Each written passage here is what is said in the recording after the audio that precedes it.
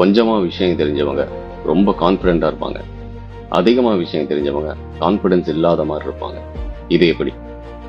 ஒரு விஷயத்த டீப்பா தெரிஞ்சுக்காதவங்க தனக்கு என்ன தெரியுங்கிறத வச்சு கான்ஃபிடென்ட்டா இருப்பாங்க. ஆனா அவங்களுக்கு தனக்கு என்ன தெரியாது அப்படிங்கிறது தெரியாது. இத அன்னோன் அன்னோன்ஸ் அப்படின்னு சொல்லுவாங்க. ஆனா ஒரு விஷயத்த நல்லா தெரிஞ்சு வச்சிருக்கவங்களுக்கு தனக்கு என்ன தெரியுங்கிறது மட்டும் இல்ல, தனக்கு என்ன தெரியாதுங்கிறதும் தெரியும்.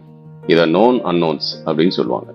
ஹெல்த், ஃபினான்ஸ், கரியர், இப்படி எல்லாத்த பத்தியும் எல்லாரும் பேசுற இந்த சோசியல் மீடியா காலத்துல ரொம்ப கான்பிடென்ட்டா பேசுறவங்களுக்கு எல்லாம் தெரியும்னு நம்பி அவங்க சொல்றதெல்லாம் கேட்கக்கூடாது.